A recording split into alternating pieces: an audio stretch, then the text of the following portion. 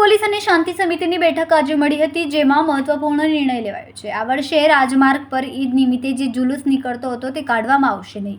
તેની જગ્યાએ મુસ્લિમ બિરાદરો પોતપોતાના વિસ્તારમાં જુલુસ કાઢશે। ફક્ત એટલું જ નહીં, સુરત પોલીસ સૈયદપુરા વિસ્તારમાં બનેલી ઘટના બાદ બંને સમુદાયના લોકોને પોતાના બાળકોને જવાબદાર બનવા માટે યોગ્ય સલાહ અને સૂચન આપવામાં જણાવ્યું હતું।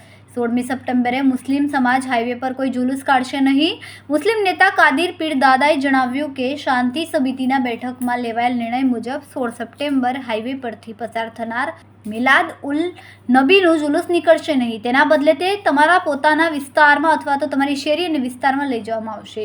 જેને હાઈવે પર જવું હોય તો તેઓ કરી શકે છે, પરંતુ સમિતિએ શોભાયાત્રા કાઢવાની જાહેરાત રદ કરી છે। જો કોઈને કરવું હોય તો પોલીસની પરવાનગી લઈને સ્વેચ્છાએ કરી શકે છે।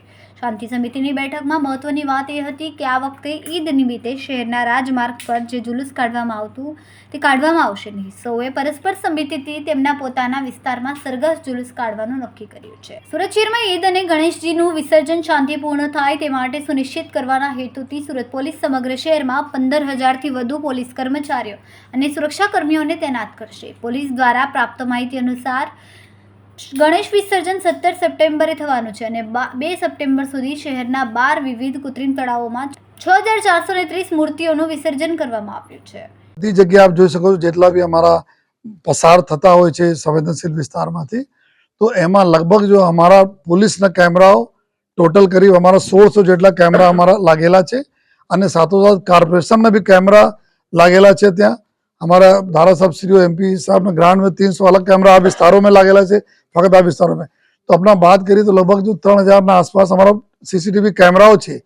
आ सिवाय घણા બધા કેમેરાઓ જે સ્થાનિક નાગરિકો છે जो પોતાના ઘરમાં પોતાના जो काम धंधाના જગ્યા ઉપર લગાયેલા છે, जो રોડ ઉપર બી એના રહે છે, એના બી અમે લોકો એનાથી મદદ લઈને એના ઉપયોગ કરવાના છે।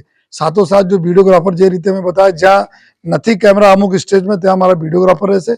40 जगह में नक्की करा छे और जो टेम्परेरी 2 દિવસ માટે કોર્પોરેશન तरफ से कैमरा लगावવામાં આવી રહ્યા છે, जो भी લાગી જશે। तो एक જ્યાં જ્યાં में लगता है कि हमारा ग्रे एरिया છે ત્યાં નથી कैमरा, ત્યાં भी આ લોકો लगावશે।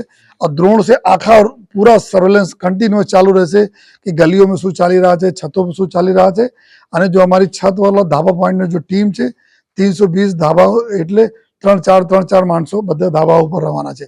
તો હજારની સંખ્યામાં ધાબા પોઈન્ટ માણસોમાં ડિપ્લોયડ રહેશે।